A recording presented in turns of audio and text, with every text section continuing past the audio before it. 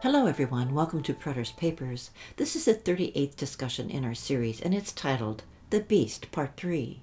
You can find this 2-page printable fact sheet at preteristpapers.com. In this paper, we present a somewhat speculative overview of Revelation 13, the chapter most descriptive of the beast. In number 1, the beast came out of the sea. To ancient people, the sea was the reservoir of chaotic and evil forces. Josephus' description in 1d reinforces what an apt metaphor beast from the sea was for the zealot movement. And number 3, we believe the mortal wound to the beast's head was the unexpected loss of Menachem, the 7th of the Hezekiah's family tree of zealots. We surmise the healing in number 4 was the revival of hope and optimism regarding first century Jewish destiny with the early triumph of their forces over the Syrian Roman military legion in AD 66.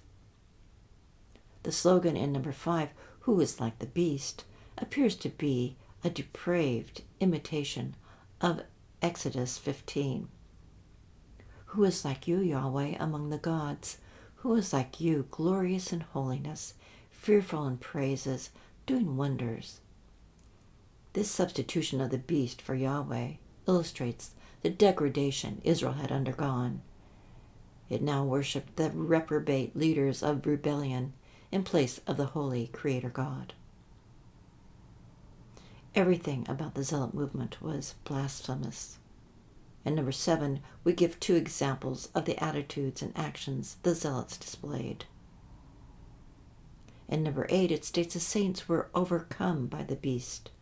We understand the saints in this passage to be a reference to those in Jerusalem who were targets of the zealots' cruelty and fury.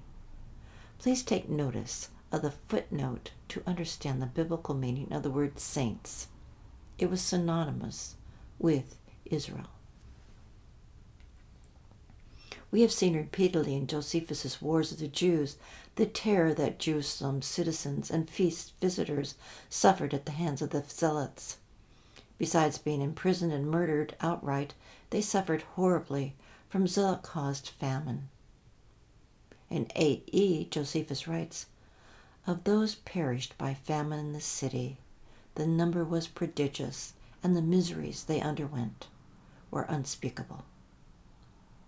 In 8f, please notice, however, those believers who came out of the Great Tribulation were promised they would hunger and thirst no more. In number 9, those who imprisoned and killed were guaranteed the same would happen to them. The zealots imprisoned and killed the saints and were, in turn, imprisoned and killed. Take a look at number 11. In Moses' day, the people were instructed to bind the teachings of Yahweh on their foreheads and on their hands, that is, their minds and hearts. What an indictment against those first century revolutionaries that now they were marked in allegiance to the beast and all that was contrary to their Messiah. How utterly and completely they had fallen from the covenantal grace they had enjoyed as a people. Regarding number 13 on our sheet, when we thought the beast was Rome, the interpretation of the 666 as Nero was such a tidy fit and was a very strong incentive to not see what now seems to be self-evident to us. The beast was first century Israel.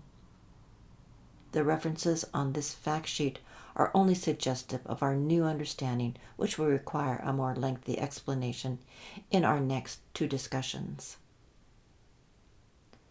It's instructive to us all, as students of Scripture, that governments are described as beasts in the Bible. Babylon, Persia, Greece, Israel, all described as beasts. This is a vitally instructive insight to us in our day. Does a beast have our good health in mind, for example? Never.